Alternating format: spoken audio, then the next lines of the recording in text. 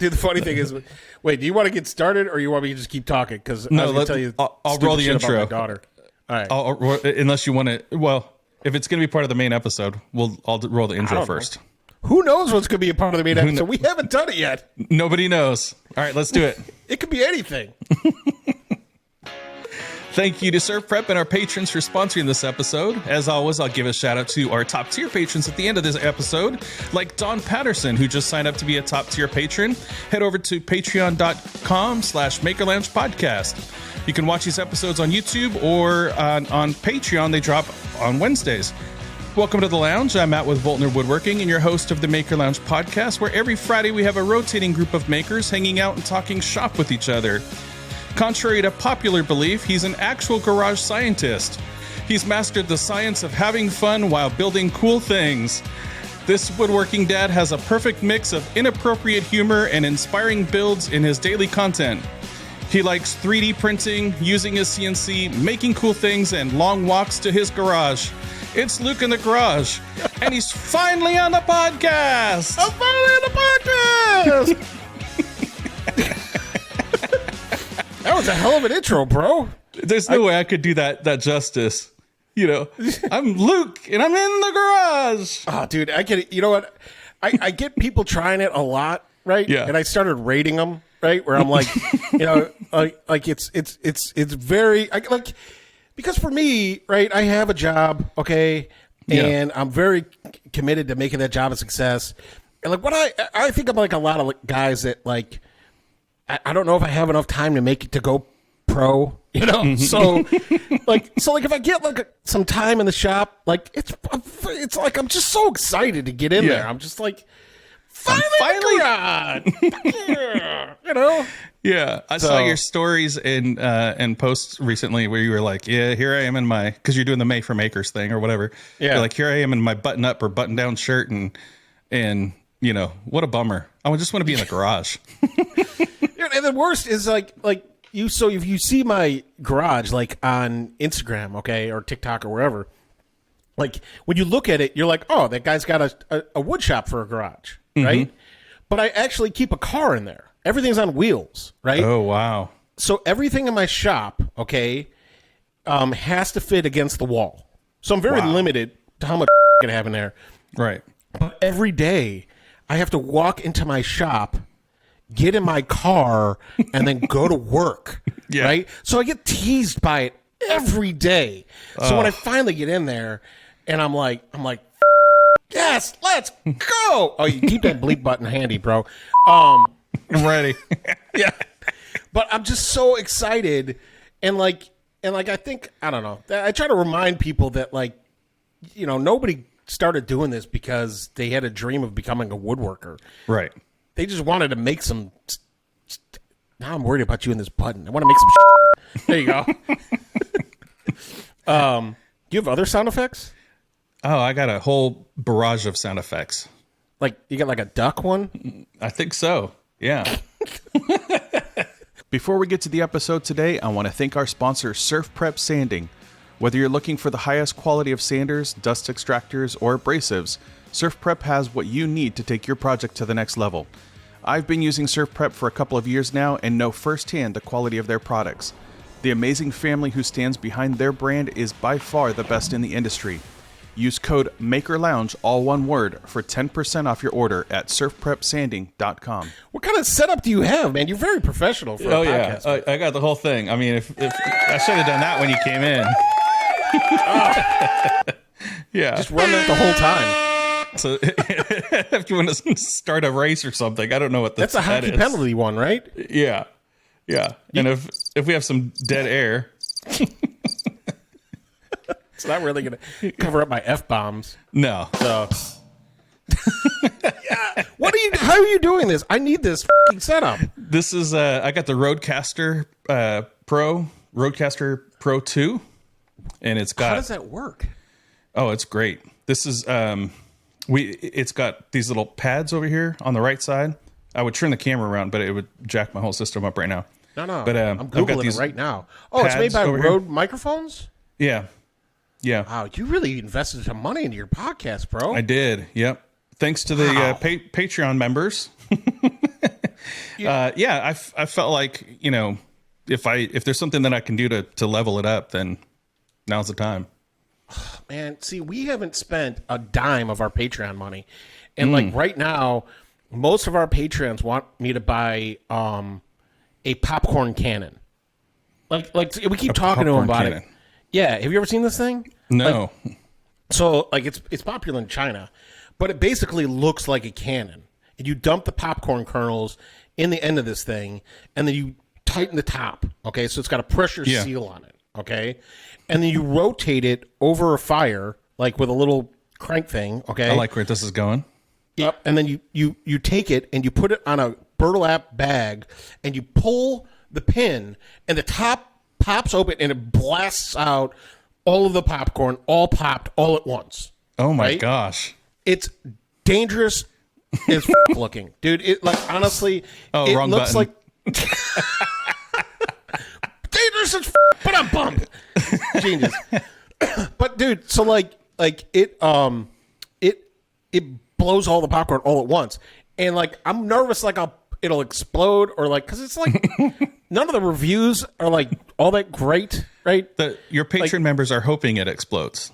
Yes, absolutely. They're like, dude, just can you film this for us? If you don't lose an eye, it's not worth it. I don't know. I forget what the other thing they want me to buy is, but it's another thing that's along those lines of complete stupidity. So they don't want you to buy anything podcast related. No, it's nothing that make the podcast better.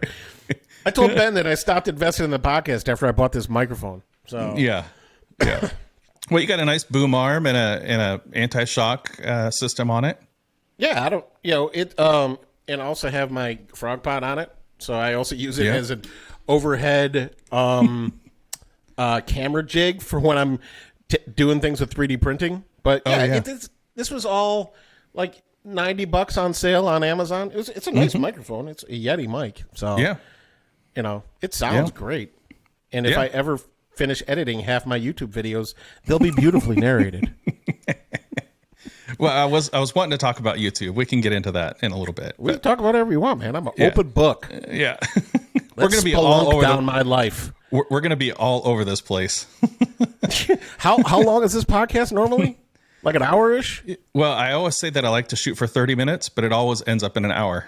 And then we do an after show. That's where you can, take your top off and really get excited. I could have whistled better. That was disappointing. So the podcast, let's talk about the podcast. So sure, let's talk about it. You walked around Workbench Con and you asked how many people you think you asked what you said, what is the joinery? Among other questions, but you said, what is the joinery?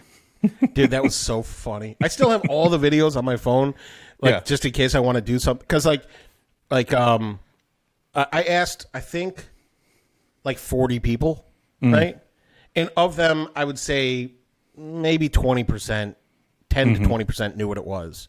Yeah. Most of them thought it was like a woodworking thing. And if you look at the spelling of it, it's spelled like jointery. Right. Not joinery. Yeah. Ben and I both get high, so it's I wanted something funny, Yeah. I never want anyone to take me too seriously. Right. It's been working for me great so far, and I don't intend that to stop. But yeah, so it's our podcast. What were we talking about? The podcast? Podcast. I don't know. I get distracted. Yeah. So we do. So the you're podcast. walking around asking everybody what is the joinery? Yep. And nobody knew. It was great. Some responses that were like, is that a dispensary? And is that a Yeah, a lot of them thought it was a woodworking, like they're like, oh, it's when you take two pieces of wood. I'm like, nope. And they're like, They're like, it's something to do with weed. I'm like, you're much closer, But nobody was like, like a couple people, most of which are either talking nonsense. Yeah, most of them are like, hi, this is my daughter. Hi, daughter. This is not my podcast. This is somebody else's podcast. It's a real podcast. Whose podcast? This is Matt Voltner. This is the Makers Lounge podcast. So you got to go, and your brother, both of you go. Skedaddle. Hey, look, if you don't leave now, I won't come give you kisses goodnight. Both of you guys, seriously. Yep. He's only got a half hour to do this. Come on, guys, go. Hi. That's my son, Bubs. He's naked. That's all right. From the waist up. Hi, Yeah. eat it, sweetie. Here, I'll give you a hug. Hi, love you. Go. Hi. You don't got to go home, but you can't stay here. Slow walk away. Make it creepy. There you go. Okay. Please close it. slowly Stop inching, looking. slowly inching back out. Here, wait. Let me see if I can turn the. See, the door's still open. Yeah. Ellie, go. Okay. You know, it's like when you. How old are your kids? Almost 12 and 8. Like, you know, when you like you realize that they're like a lot like you, right? Oh, And yeah. they're weird Yeah. as and you're just Right. like. It drives you crazy. You realize how exhausting you could be to other people. Oh, yes. Yeah. Yeah. Yeah. So, anyways, yes. Or were they like your spouse, and then, you know, then that also drives you crazy? You know what? It's expected for me. Like, my wife is amazing. Yeah. I am playing way outside of my league with her. And if you don't like my wife more than you like me, I'm kind of concerned about what kind of person you really are. Like, what kind of weirdo are you that you're like, Yeah. I pick Luke over Jackie. Yeah. Right? Like, it's like, you know, I'm not the team that people go with. Like, they meet me and then they meet my wife and then they form a relationship with her and I'm like the sidekick. So normally it's one person is like the free spirit and, you know, kind of all over the place. And then the other person is more of the refined person who's kind of seems to have it all together. Yeah. I do not. Like, I was living check to check when I met my wife, and I was getting paid very well. My wife is the one who has it all together. However, I have corrupted her quite a bit over the years. Oh, yeah. How long you been married? We've been married 12 years. So 12 years. Yeah. That's about same as me. yeah, and we got a 9 and 7-year-old. So Okay. Yeah. So yeah, you start melding into each other. I used to keep the house super, super tidy and everything out of place, and I vacuumed in lines and things like that. And now I'm like, yeah, that pile of laundry can go over in that corner, and that pile of laundry can go in that corner. you know, I don't want to say my parents have low standards, right? But like, I get how you would get to having low standards as a parent, Yeah. right? Oh, yeah. You really just don't care anymore. They're like, Dad, I want to play with this lighter. I'm like, that's fine. Just don't hurt I don't yourself. care. Hey, I don't even say that anymore.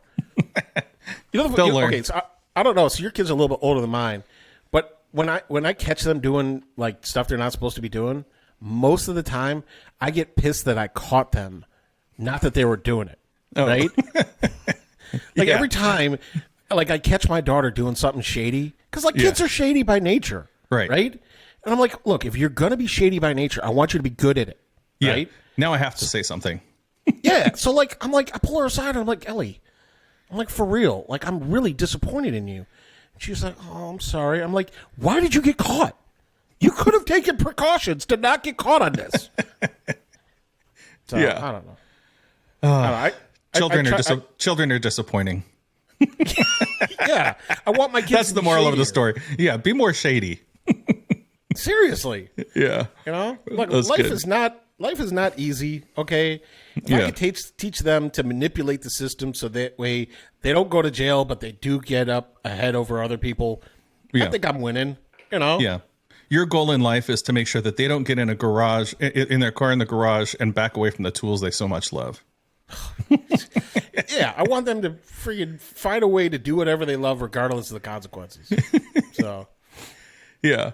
I feel like every week have you watched the movie Office Space? yes. So yeah, the guy gets in. His name is Michael Bolton. Oh, So Michael Bolton gets, and he's driving, and there's like an old person who passes them on the sidewalk as he's trying to go into work. I see people. I'm going past the school, and the kids on the bikes are riding faster than me, and I'm just stuck in traffic, school traffic. And the scene plays out in my head, and then I show up to work, and the copy machine doesn't work, or I can't log into my computer, and I want to rip down the cubicle walls and not wear any flair and the whole thing. yeah. I mean, that's the dream, man. Yeah. I don't know. So you have a 9 to 5. How long you been at that job? 2 months. Okay. And it is, and just like my marriage, I'm definitely out swinging my weight class. A buddy of mine. You lied on the resume.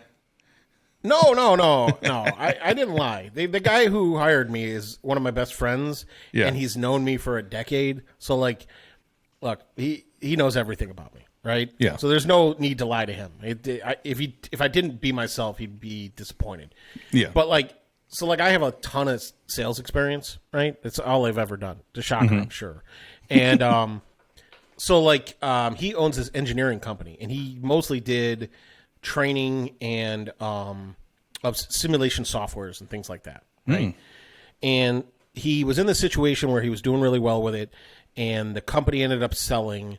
So the parent company who makes the software said, "Hey, do you want a franchise essentially to sell this software?" It's a software called ANSYS, and it is borderline science fiction. This software does. Okay, Really? Yeah. It basically what it does is it simulates R&D testing for almost anything. Okay, from all different. It's multi-physics stuff. Look, keep in mind, I'm not an engineer. Okay, but I'm good at keeping a conversation going. So Yeah. So it's multi-physics. Basically, a great example of it would be is that let's say you made seats for cars, right? They have to have certain safety regulations, okay? And to take a seat and put it in a car and take it out to the test track and slam it up against a wall going whatever speed is very expensive. It's like $100,000 to do the test, and it takes a very long time to set up, takes a long time to analyze it. And what this software does is it basically simulates that crash thousands of times in different angles, different speeds, and it's over 99% accurate. Okay? Wow. So that way you could design around the failures, and that way when you go test at the track, you're testing it once or twice to confirm what you already think you know, right? Wow. And it could simulate anything from satellites flying around the planet to the vibrations of a package inside of a rocket. The military uses this software. Automotive uses this software. It could do wind tunnel tests. It could do electronics on circuit. It's crazy, right? I didn't think it was possible to put crash test dummies out of business. Yeah, basically, and it's funny. Like GM has told a lot of their suppliers that they want to get away from physical testing because it's so expensive and it takes so long. They want them to simulate because basically, if it's 99% of the way there, they're like, it's good enough. We'll just take the warranty hit if it doesn't work, right? Yeah. And think of all the money we're just going to save on testing, right? And it's that accurate. It's crazy. I can send you this Lego video later where they took, those really cool Bugatti and McLaren Lego sets, right? Yeah. They put them on a test track, like the crash test thing, right? Wow. And they simulated them. And the way the Legos exploded, they show the side-by-side of the actual Legos and the simulation, and they're virtually identical. Like the way the tire flew off, the way the fender flew up, right? It's freaky how accurate this simulation is. So I go to work with my buddy, right? And I have no engineering skills whatsoever. And but you he's can like, sell the crap out of it. I can sell the crap out of it. So I've been using ChatGPT to catfish clients that actually know what I'm talking about. Okay. And all I got to do is get them on the phone and start asking them questions, which I could do. And then once we get to the technical shit, I bring in a professional engineer who talks all the nerdy stuff. Don't get me wrong, I'm a nerd, but just not that kind of nerd. Right. And it talks all the nerdy stuff, and then I just got to close the deal. Like it's well within my skill set, but it's definitely not speaking English. Yeah. Right. Oh, dude, they start deep diving into stuff, and my eyes just glaze over. I'm like, but you're like, but basically, go get a cup of coffee.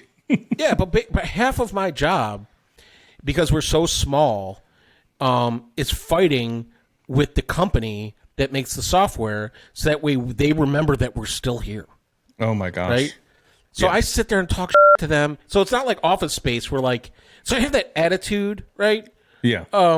But I don't have the consequences, right? Because they can't fire me, right? Yeah. And so we play like a good cop, bad cop all the time, where I'm like the out of control, crazy person who's just spitting out enough logic to be taken seriously, but like they hate everything I'm saying because like I'm saying the they don't like talking about out loud. Yeah. And then he's like the one who's like, okay, I'm going to calm him down, but like we do really need everything he just said. It's been working great. So I hope none of them listen to your podcast. That'd be embarrassing. Oh, I'm sure they don't. Based on my numbers, I'm sure they don't. So anyways, it's a cool job. I love it. But the coolest part about the gig, right, is the facility that we work out of. Okay, it's an industrial startup space. So a third of this 50,000 square foot building is all shop. They've got 3 Tormac rotary CNCs for cutting metal. They've got a whole metal shop. They could print circuit boards in this place. They could do stamping, injection molding. Dude, I was complaining that I really want a CO2 laser. They've got 2 CO3. No, they got like 4 CO2 lasers, but then they also have one of those RF boss lasers that could cut like a 1/4 inch of metal, like steel. Yeah. Right? They got that thing there. They've got a whole wood shop there, which I like my wood shop better. I mean, it's nice, but it's like a college wood shop.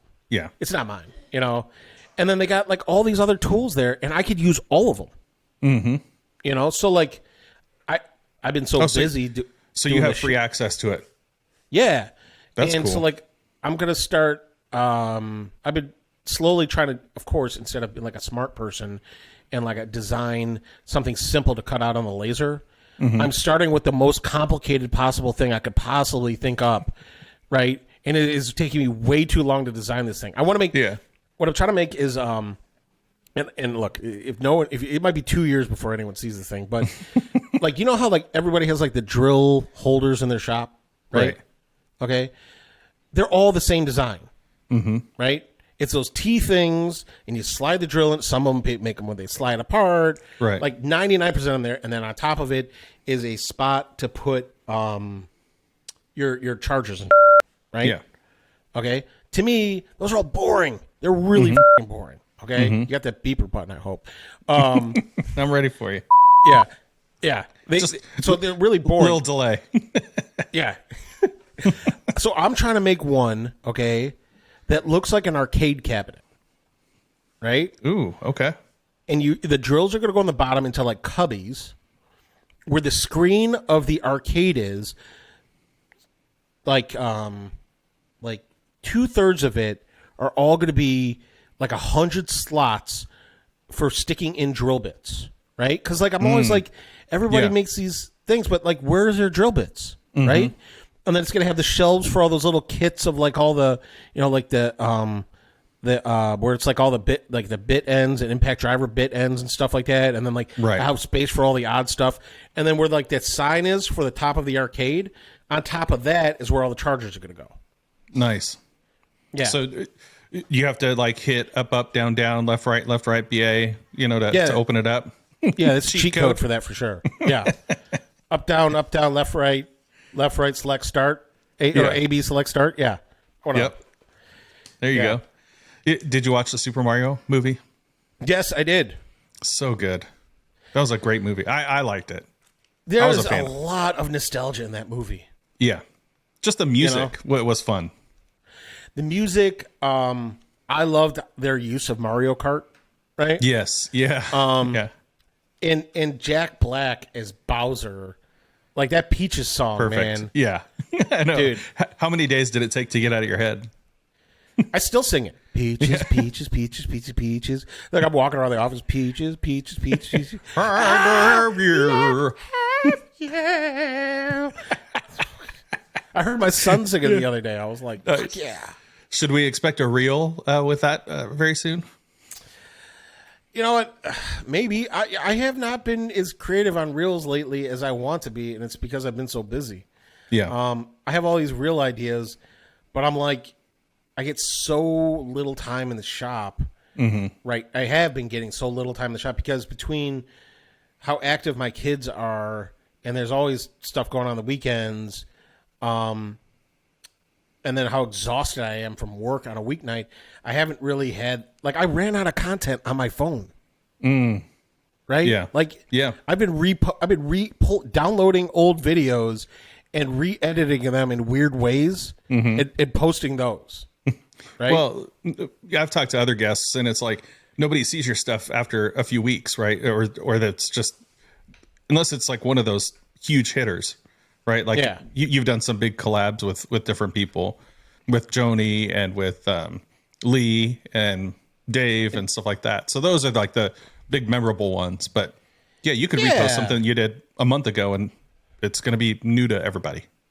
Dude, I've reposted this one video of me using my router to flush trim a piece of plywood like 5 or 6 times now. Oh, yeah. The last time I did it, I put it up on TikTok. I used that stupid voice changer, then downloaded the video and posted it on Instagram. It's the same thing. I just use the stupid voice where it sounds like an evil genius. You know? You're like, I think I've seen this before, but I'll like it anyway. My old warped carcass. That was the one. That's the voice. Yeah. Yeah. Yeah. So speaking of fun collabs that you've done, I think the funniest one that I've seen, well, I have a top 2 of yours, I think. Okay. The first one I think is the one with Dave when you guys did the glue. God, what was it? The Magna glue. Yeah. Magna glue. Thanks, Matt. I almost downloaded the clip so I could play the audio portion of it here so I could do a live react to it. Dude, some guy liked it so much that he downloaded it and made the part where I go, oh no, his ringtone. And he sent it to his mother-in-law. So when his mother-in-law goes, oh no. I'm like, oh my God, dude. That's pretty good. I like That's when you become a household name at some point. You know, I have been noticed in public a couple times. So have you? Yeah, I got noticed mostly at like the lumberyard. Isn't that weird when like you go there and they're like, "Hey, you're Luke, right?" And you're like, "Yeah, who are you?"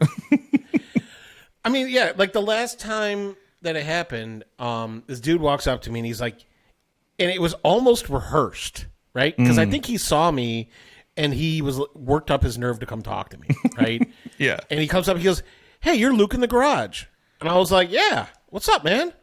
He's like, oh, I'm like Jeremy. He's like, and then he said some really dumb because I knew he was uncomfortable. He's like, I left you a comment on one of your posts like 2 days ago, and this is what I said. Oh my gosh. gosh. Like, oh man, dude. And I'm sure when he said that, he was like, what the Why did I say that? Are you talking about, bro? Like, Yeah. Shut up. And he was there with his girlfriend, and his girlfriend was like, why are you nerding out over this fat dude at the lumberyard? Like, what is wrong with you? Yeah. And so I tried to make him comfortable. I was like, oh man, I appreciate it, dude. I was like, this is the reason I post all the time is because, you know, when people leave comments on my stuff. Right. And I said, just shoot me a DM because I suck at finding people on Instagram and I'll follow you. Like anybody who I meet in public, I'm always like, shoot me a DM and I'll follow you. And he was like, I for real? Like I provide some kind of legitimacy to their efforts on social media. Oh, Luke is following you now. Luke follows me. I have made it. And then, I remember like when like Mike Alm followed me. Yeah. Like I think I told my wife, you know. Yeah. I was like, oh my God, Mike Alm followed me. Holy cow. I think he did it by accident. You know. I snapshotted when Jimmy DiResta followed me and when Steve Ramsey followed me. I totally took a snapshot of that. I was like, "This is awesome." Dude, when I got followed by DiResta and I DM'd him, I was like, "Are you sure you meant to follow me?" And he said some like really nice. He's like, "Oh yeah, man." He's like, "I love your stuff." He's like, it was right after I knew that him and my buddy Luke Smith from P.L. Smith, who does Made for Makers. Oh yeah. They're friends and they were hanging out, and Luke and I were working on this project together. I thought like, oh, maybe he is like as a joke, he asked Jimmy to follow me or something like that, you know. Mm-hmm. So like when I'm following him, I'm like, yeah, you really need to follow me, or you know. And then he was like, yeah, man. He's like, I really love your content. What do you say? It's something like, he's like, yeah, you're one of those guys that's the new maker comedy movement. And I was like, wait, I'm part of a movement? Yeah. Let me write this down. I'm like, this is gold, Jimmy. Yeah. So one of the nicest guys. Oh yeah, and now I so nice. just keep harassing him to make me a mini ice pick. Yeah. I'm like, can you make me? I keep asking him, can you make me one that's like the whole thing is like 5 inches long, right? Yeah. I'm like, because like I think there's a use for like a 2 or 3 inch ice pick. Could use it as a toothpick. like, dude, honestly, what I want to use it for is I got this new laptop for work, and it has these vent holes on the sides where the speaker is, right? Oh. And like, I'm a dirty person. You get There's always sawdust in crumbs there. falling off me, sawdust. I think my skin is molting, and like, there's always stuff in these little holes on the side of my laptop, and I just want to get something in there and flick them out, you know? Yeah. Same with the phone. The bottom of the phone, it's just, in Don't make the me look shop. at the bottom of my phone, bro. Yeah. See that? It's just, well, it's not in focus, but yeah, it just gets all gummy under there. Awful. Dude, you use That'd be AirPods? perfect for that. I don't. Oh my God, No. dude. When you look inside of an AirPod that you've been using for like 6 months, Oh no. dude, you got to like scoop out the wax like it's disgusting. Petri ice cream. dish. It's gross, man. It's, yeah. There's like hair What in is this? there and like. What is this? Flan? What? I just think my hearing's going bad, but my AirPods are just so clogged up from my disgusting, dirty ears. Oh, that's good. Dude, here, I would take this out, but I would take the other one out, right, and show it to you. But it's stuck in there. No, yes, wedged in there with gunk and funk. No, I want to, but I'm always afraid that if I open it up while I'm doing something serious, like a professional podcast, that like it's going to try to Bluetooth connect and then cut out, right? So I'm like, I'm not going to. Yeah. Then I'll sit here for 15 minutes. Dude, for our podcast, there used to be a running joke for Ben and I where I would, we always joked around who f***ed up the podcast the most, right? And like, dude, I had ones where like I had plugged my microphone halfway through, and like, I've had like the other day I choked my microphone out because I was really energetic the while mic. we were talking, and I choked it. I'm shaking the whole microphone, right? And then afterwards, he's like, I'm still talking. He's like, I can't hear you, man. He's like, I can't hear you. And I was like, oh my God, did I You muted destroy it. the podcast again? I muted it. Yeah. I was like, oh, thank God. But most of the time I ruin it. Like I've not had my laptop charged sometimes. Like, Yeah. I don't know. He's ruined it like 2 or 3 times, and I've ruined it like a dozen. Yeah. Yeah. It's always frustrating. Like, I think, when you have a guest, and sometimes I do, I haven't done it in a long time, but I have like 3 or 4 different people and stuff, and you're talking out of sync, and it's just like, oh geez, that's a nightmare, that trying to figure that whole thing out. So that's why I enjoy the one-on-one type thing. But when you have the one-on-one type thing and you have a glitch, it's like when somebody's internet connection is poor. Like I did one a few episodes ago, and the internet was kind of poor, so I couldn't see the person while they were talking, so I couldn't react. It's just, there's a lot of pressure doing a podcast. Yeah. Just to make it right. But you guys, like, you keep it loose. You keep it really loose on your podcast. Like no prep loose. Like when you sent me that form and you're like, here's like an interview form, like for things I would like to know about you. I was like looking at this thing and I was like, wow, he really has like a professional podcast. Like we've only had 5 guests, right? It's mostly just been me, and every time there is a guest, I'm always trying not to talk over everybody, and I'm always paranoid that I'm not being myself, you know. So yeah, I found I would ask questions in a very long-winded way early on in the podcast, and I finally figured out how to ask a question in a more concise way because I got tired of hearing my own voice on the podcast. And I was telling some of the Patreon members, I'm like, you guys don't want to hear me, and then a lot of them were like, no, actually we do. Which is why I did that. I did a solo podcast a few weeks ago, and it's doing okay. I'm like, oh, I guess people do want to hear what I have to say. But I always podcast. I like when a guest comes on and they talk more than me. That's the goal. Are you introverted by nature? Oh, very much. Yeah. Really? Yeah. What do you My do wife for a living. I'm in oil and gas. Besides professionally podcast. Right. Yeah. Of course. I'm in oil and gas. I am a commercial. I can market my gas. Wait, because you're in Texas. That's big there. Yeah. Yeah. So basically, I'm a commercial negotiator for oil and gas. And so, that's the job by day. And then I'm a podcaster by night. And sometimes a woodworker. How many gas jokes do you guys have? Oh, so many. So many. Is that like a thing? It was more of a thing when I was out in the field, not so much in the corporate office. Now that I'm in a corporate office, it's a little less, tolerated. I mean, like how often are you just walking around like a facility and like you smell that? Oh, that was me. Sorry. Yeah. Like, I would do that like 20 times a day. Yeah. Is that gas? Oh no, that's me. Sorry. Yeah, there's all kinds of jokes about, and it wouldn't make any sense. Nobody would really get it, but about this thing called transmix. It's basically an interface between gas and diesel. There's mixes about transmix and slop, slop tanks, and it, like I said, none of it would translate, and you wouldn't get the jokes, but they're funny in the field. Yeah, they're funny in the field. Yeah. That's what's fortunate about what my job right now is I deal a lot with engineers, and they're not really outgoing type people. No, they don't take the jokes. Yeah. But they love the humor. Do they? Oh, my God. They're like, I have boring conversations all day. Like, you are completely ridiculous. They're like, I like you. Yeah. Like, they immediately gravitate towards me. They're like, finally, somebody who just ran out of to give. Like, come on in. Like, Right. I'm so tired of talking about my product. Let's talk about whatever. Yeah. See, like, I picture them like the if you've seen the movie Zootopia, there's a sloth that works at the DMV.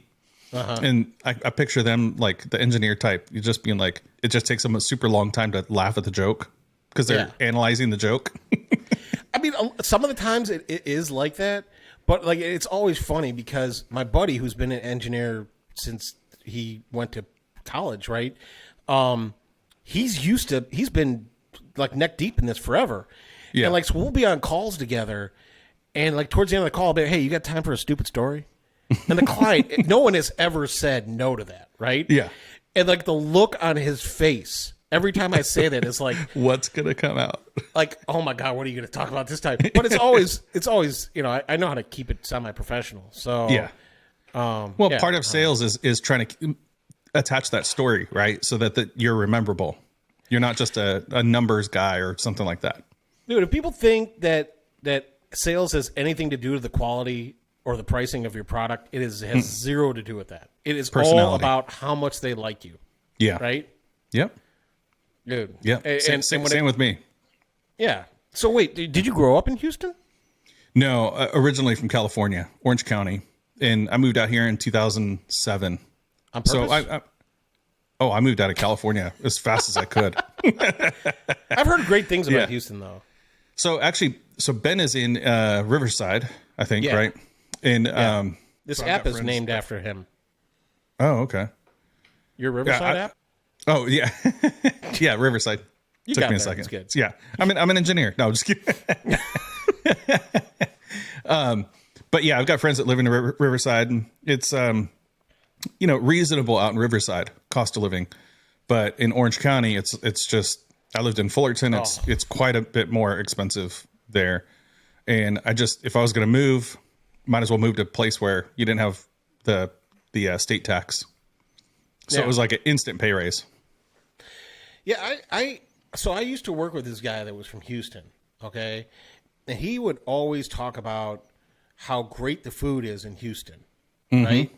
And what he would tell me was that during Katrina, a lot of people had to evacuate, and they went to Houston. Yep. And they just never went home. They never went home. Yep.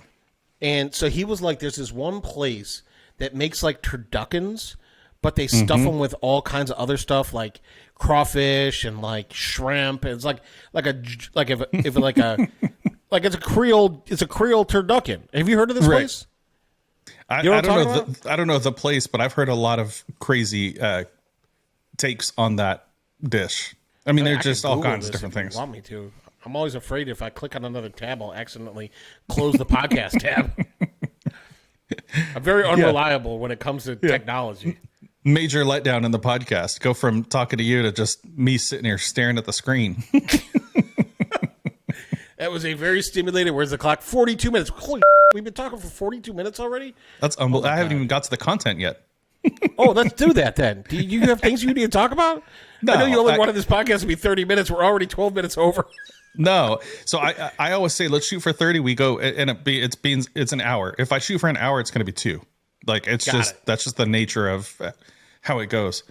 But yeah, I mean, obviously, we've talked about all the things that people really want to hear about, which is your fun life. You don't take yourself too seriously. which is really what I wanted people to kind of get out of my podcast with you is essentially what you put out on social media. That is you. When I met you in person, I was like, he's exactly the same person off screen and, and on. And so I wanted the audience to be able to hear that. So it's funny that you say that, right? Because I remember a distinct time when I first started selling, right? Where I had this idea in my head that I needed to be what I thought professional was, right?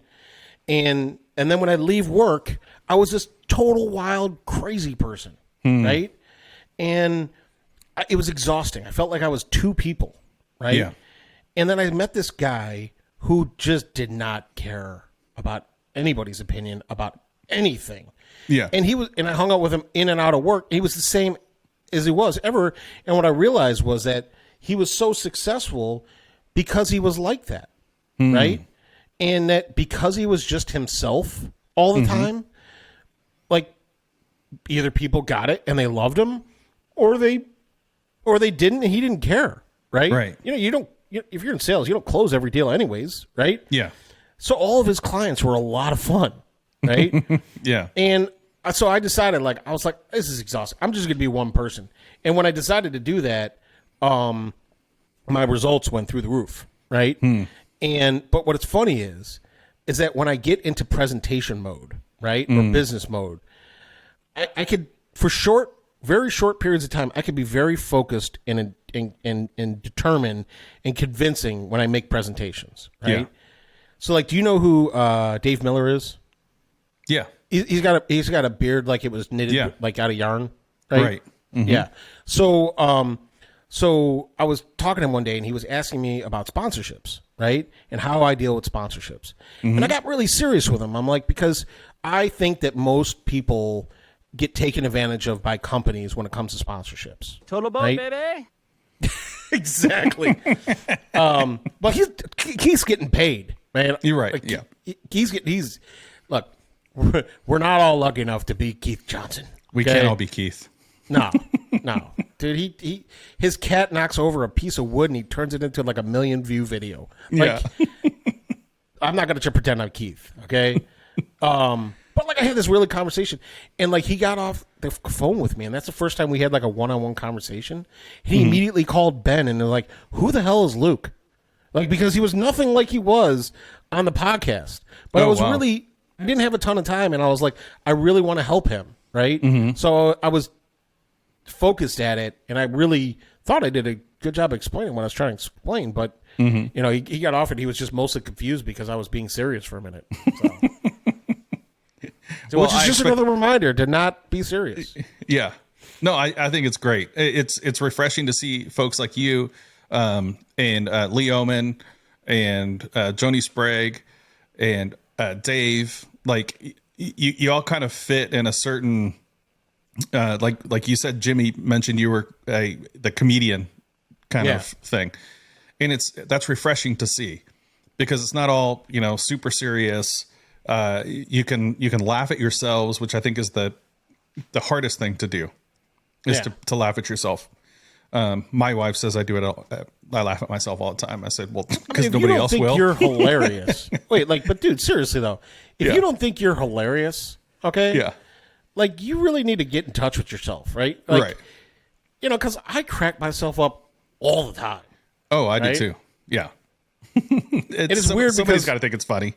Yeah, and it's weird because my kids have a similar sense of humor to me, right? Very similar, the most similar that I've ever met in my life. Yeah. And sometimes I gotta tell them to chill out. I'm like, look, guys, this is hilarious, but this is not the time for that. Right? Yeah, we're at a funeral. Yeah, now, my daughter will sit there and I'm we'll be I'll be talking to somebody and she'll be like, Dad, I need to tell you something. And I'm like, excuse me 1 second. I'll lean over to my daughter. She'll be like, I farted. And I'm yeah, hilarious, Ellie, but now is not the time for this. Yeah. It's why not? Yeah. I've shocking that I'm raising a rebel, I got a close friend. His name is BJ, and him and I mean, he's very similar. He just laughs at himself, and he's the meme guy. I call him the meme guy because he sends me memes all the time. But he was like, at my funeral, I want to have an audio of me. I want you to slip it in my casket, and it's going to be me talking and knocking and saying, "Let me out of here." You know, just inappropriate. You know, it's like, dude, he wants to have everybody wear meme T-shirts to his funeral, kind of thing. I mean, that's hilarious, bro. Also, you made me just want to buy that stupid road thing now. Was it $700? Because you said, you know, I've got a friend. His name is BJ, and I want to hit the boom, bum, no. Yeah. There you go. That one. I got a friend. His name is BJ. So there is another one that just recently came out. I think it's a Mackie version, and it also looks pretty good. I don't know the like price $50. point on it. I'm really not committing a lot to this podcast thing. It is nice because, like, right now, what I'm doing is I'm recording locally to it in case something happens with the audio. Yeah. So anything that's coming through the computer right now is going right into the system. So in the event that, you know, you exit out and you close the browser and it never comes back up, at least I have the audio portion of it. I might not have the video, but I've got the audio. So it's nice for that. Obviously the buttons and all that kind of stuff, but it's good. I mean, you can do all kinds of things, connect multiple computers to it for audio, sound effects, all that kind of stuff. It's really nice. Don't you ever worry though, like when you buy something like that, you're gonna have to learn something new? Oh, all the time. Yeah. Dude, like, it's like CNCs and lasers, same thing. I've got a new laser coming and I'm like, now I got to figure that stupid thing out, you know? And I mean, not stupid. Very nice. I've got a very nice you're laser so coming. late on that bleep button, bro. It's like, I'll drop like 17 F-bombs. You're like, hold on. Beep. Hold on. Yeah. Say it again. Yeah. Yeah. What's the one stuff. Yeah. What's the one technology that you've had to learn that was the most frustrating for you? CNC. For real? Yeah. What kind of CNC do you have? Stepcraft. Okay. And for me, because before that I had a smaller CNC, but I only just did really small stuff, 2D type stuff, but just trying to figure out the tool paths and what bits to use. And, you know, do you use tabs? Do you not use tabs? All that kind of stuff. I mean, lasers really plug and play. Super easy for me. Yeah. You know, computers, I've always dealt with computers. So editing, I've done websites and that type of thing. So like software isn't a big problem for me, but the software for the CNC for me was kind of difficult. Yeah. What about you? I would say like the CNC thing, like it kind of made sense to me, right? Mm-hmm. And I'm probably not doing it the best, but it's coming out like I'm always like, look, if the CNC could get me like 90% of the way there, I could bring it the rest of the 10, right? But 3D printers, I think, have been far more stressful for me because, like, I don't know what it is about. Do you remember I used to make those videos where I used to talk, my tools were talking? You ever see those videos? Mm-hmm. Right? Those videos did great with the community. They never had more than like 2,000 views, right? Really?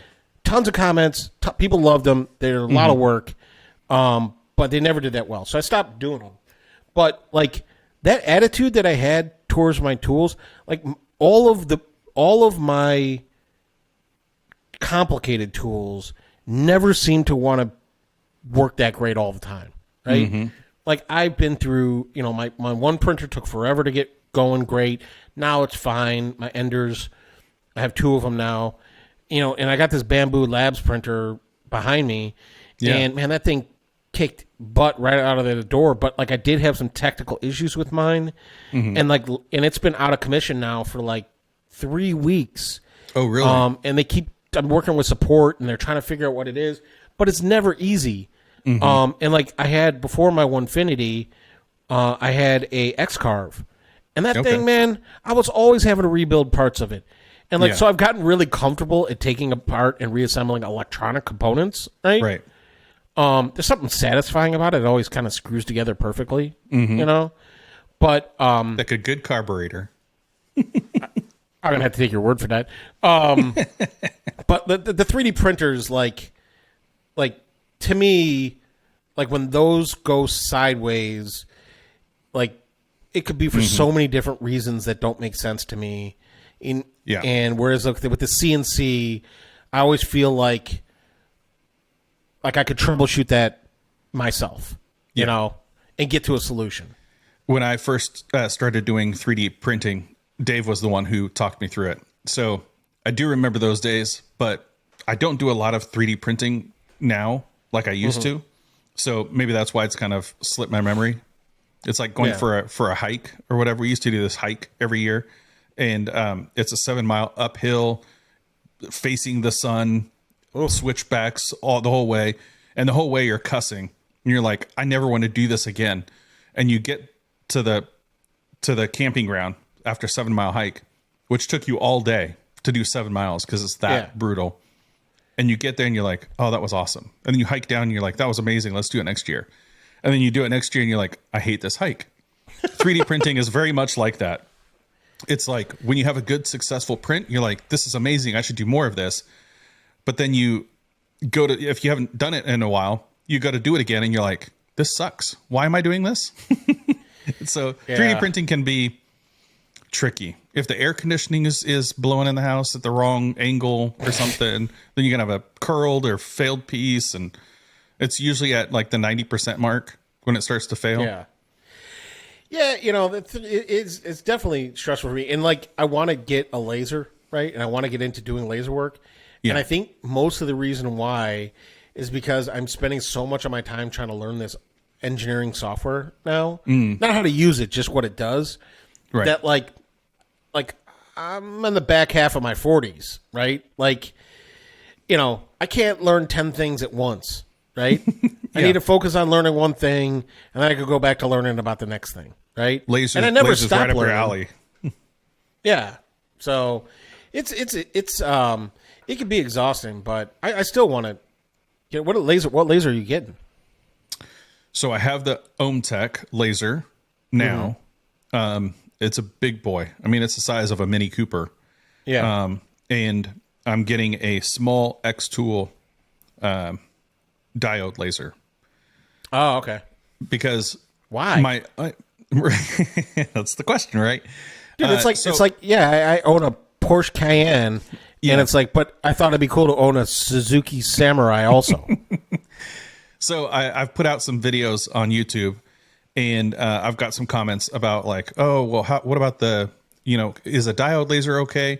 And the only diode laser that I've ever owned came as part of my small CNC that I first had. It was a small Piranha CNC. It was a 12 by 14 bed, 12 inches by 14 inches. Small thing. You carve coasters. Yeah. And the laser module on it was only 3 watts. And so I couldn't cut. It took incredibly long time. So my view of diode lasers is pretty jaded, right? And I've had a lot of comments, and then I also know other people who have them, and they're like, oh no, the diodes work great. Well, now they have 40 watt diodes, which is a totally different story, right? Even the 20 watt can cut through like 1/2 inch material. Yeah. Whereas 3 watt isn't going to do anything. So I'm getting it so that way I can have some content and say like, yes, this is good if you want to do this type of project, and it's a smaller price point. You know, if you don't want to spend $8,500 on a massive laser. So when you make content, right, do you enjoy educating people on things? I do. I don't enjoy the YouTube game. Yeah.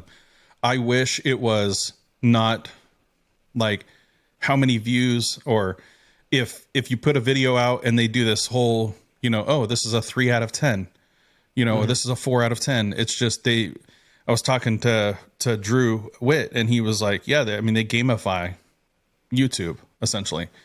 And I was like, yeah, that's a good way to put it. It's every video feels like, oh, am I going to level up on this video, or is this, am I going to, you know, bomb out kind of thing? So I don't enjoy that part of it. I wish it was just, you could put out good content and people saw it, but it's not that way. You got to play the thumbnail and title game, and you got to have something to hook them in. You know, it's just, I don't know. So like, to me, right, that's a lot of the reason why I have a whole edited YouTube video I just haven't posted yet, right? It's like 4 months old. It's finished. Yeah. And like, to me, YouTube is like a television channel. Okay. And the woodworking channel of it's like it's like a direct TV. In every genre, it's its own channel, right? Yeah. So it's like, oh, they want to figure out what you are, and they want to put you with others like videos, right? Where that way, when you're done watching your video, you're going to watch the next one that's about the same exact thing, right? Yep. And like for me, that goes against most of what I like about myself, right? Where it's like, my one video I made, right, was a shop tour video, right?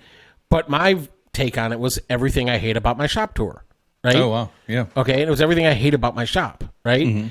And like I don't take myself seriously, so I don't consider myself a reliable educator, right?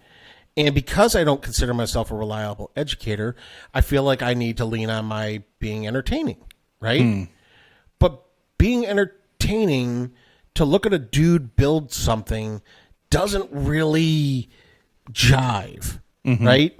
Like I just made this planter box this weekend, right, for my wife, okay?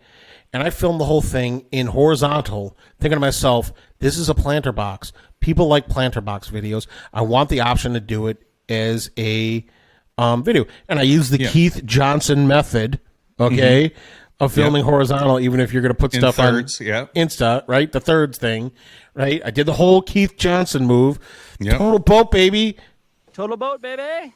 Exactly.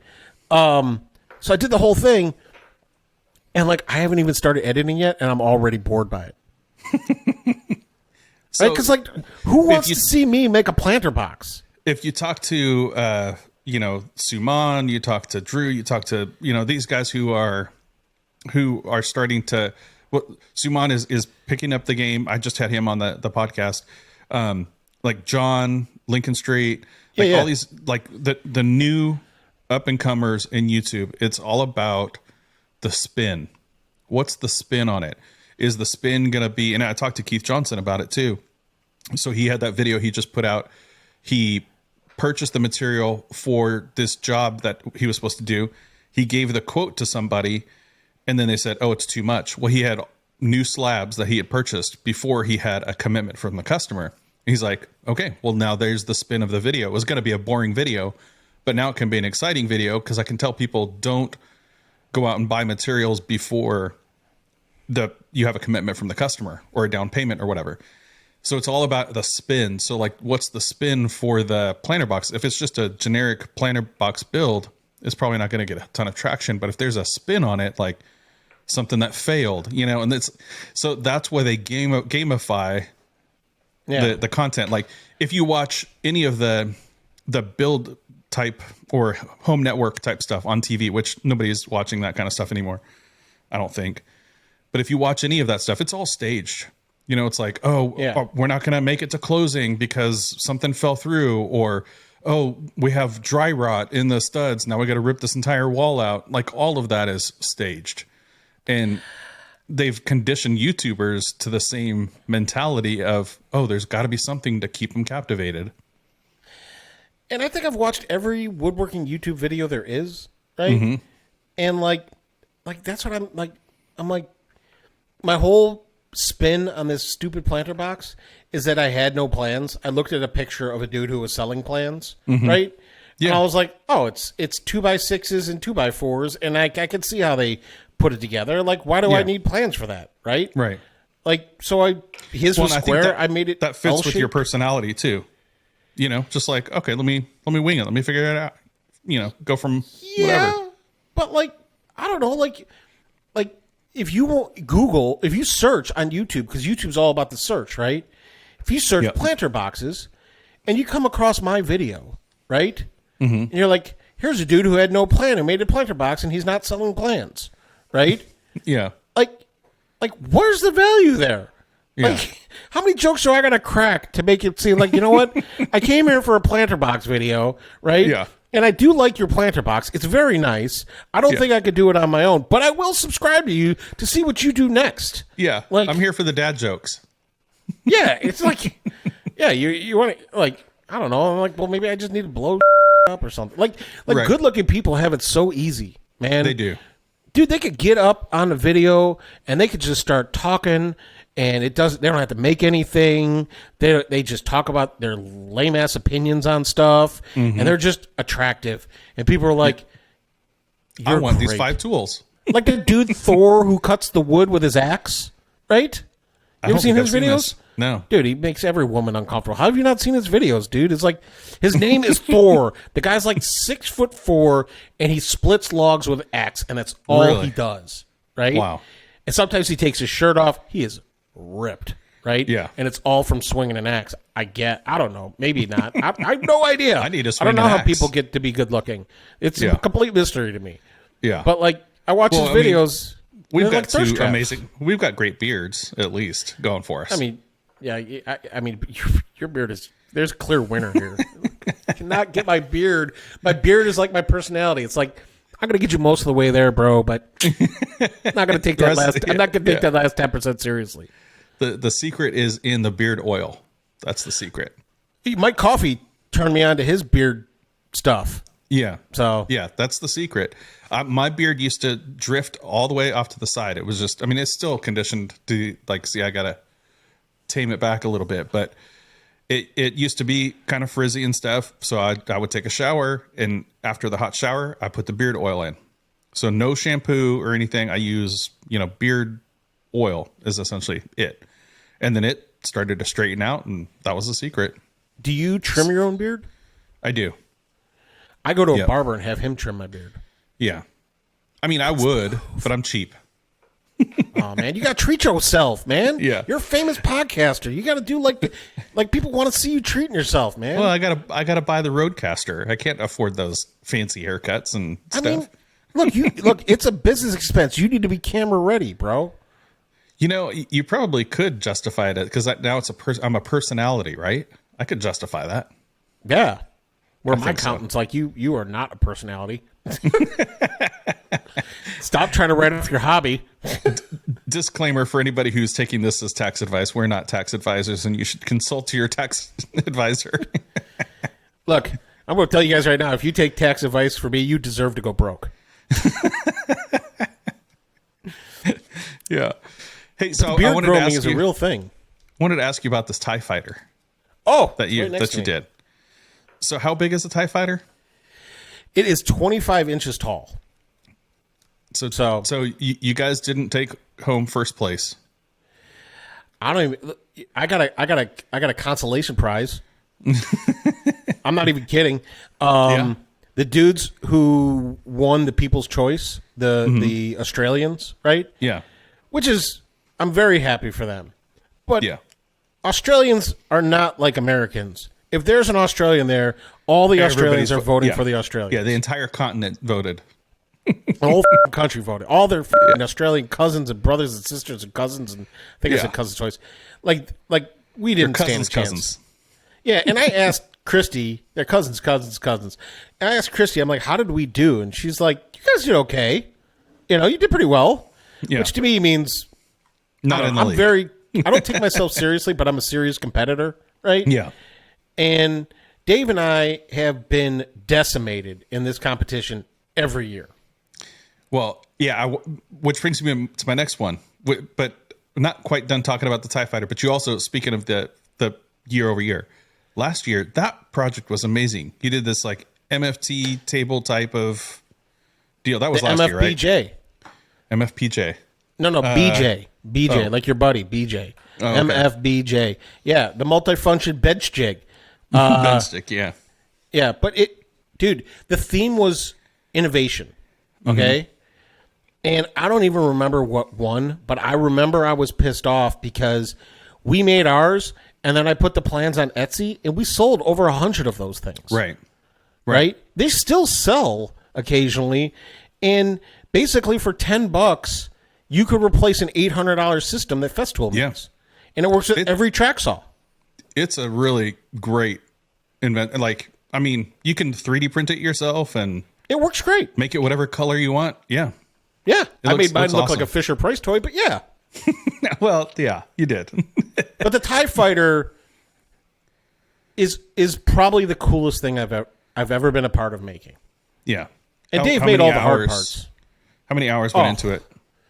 Dude, it's got over 100 hours of printing alone. Wow. And then it's got like another couple hours of CNC time. Mm-hmm. It's got a ton of hours of painting. Dave wired in electronics into it. Yeah, it's got sound and lights, and it's got multiple sounds. It's got lights. It's very sturdy, right? I'm like looking at it now. It looks great. Mm-hmm. It's over there in pieces. Yes, it's sitting on the floor. Yeah, hold on one second. We put this back together. Yeah, but like it's incredible, and and it came down. I submitted it with a minute to go before the deadline. It really came down to it because what happened is that unlike the last couple of years where Dave and I were like, oh, we got plenty of time, right? Mm-hmm. Don't worry about it. Yeah. Like Dave went to Greece, and I had a work trip towards the end, and my CNC, I blew out the controller box on my CNC, right? Oh no. Yeah, it was a freak thing. Onefinity was incredible about it, right? It was something that doesn't ever happen. And dude, they had me a new controller box like almost immediately. But I lost that weekend of carving, right? Yeah. And then my printer died, right? And this is right at the 11th hour of the competition. Right. And like plus this trip I had to go on, dude, I was like, there's no way we are getting this printed. But fortunately, Dave See, that's a video right there. That's a YouTube video. You know what? And if somebody were to search giant TIE fighter on YouTube, they would find that video. And they'd be like, holy crap, this is suspenseful. It was intense. Like I told Dave no less than a dozen times, please don't be mad at me if this doesn't get done. Right? Yeah. And of course, I want to make a tabletop for it, right? Mm-hmm. But and a lot of people are like, where's the top for it? I'm like, but you gotta understand, without the top, it is so impressive. Right. Right? I think you should suspend it from your ceiling, like in your backdrop there. My wife doesn't even want it in the house. Oh. See, that's not right. I mean, you've got your Mad Luke banner behind you. Yeah, you see. I mean, she lets you have that. The Villain's Manifesto. Oh, nice. So is this your domain that you're in right now? Yeah, this is my office, and then this one here is a painting by Eric from No Bad Tides, Lindsay's Woodbrain's husband, and this is his painting. It's called Motley Crue, or no, Funky Cold Medina. That's it, Funky Cold Medina. Nice. And it has a whole backstory that's completely insane. And he had all these paintings. He's like, I'm just gonna give them away to people. And he's like, what's your address? And I'm like, you're not sending me a painting, bro. And he sent me that painting. I was like, it's incredible. He is like a night where he saved some girl's life or something. Wow. So that's cool. It inspired him to make this painting, which is crooked. I could tell it's crooked. Nothing in the house is I wasn't gonna say anything. Just turn your head like this. For the rest of the podcast. Yeah. And don't worry, I don't take myself seriously enough to fix it. So it's fine. Yeah. Well, let's head over to the after show. Well, after the show is the after party, right? That's right. That's where we get wild. Is this the part where we take our pants off? Yes. No, you put your pants back on. Ooh, boring. You take your tie off.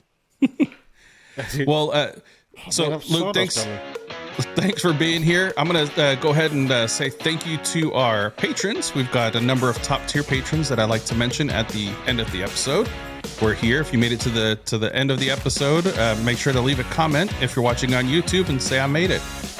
We've got Jimmy McAnally, Artigiano Serio, Wimm Design, Calvary Customs LLC, Cleancut Woodworking, Bailey Thompson, Dave Garcia, Broken Lead Woodworks, Starks Lagoon, Sawyer Design, Kodama Design, Dylan Furniture, Shock the Fox, and new patron, Don Patterson.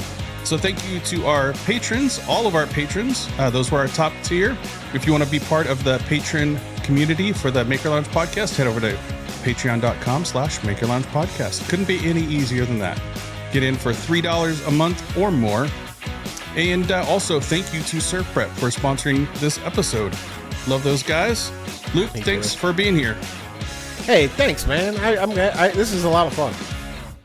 Let's go have more fun in the after show. All right, let's do that.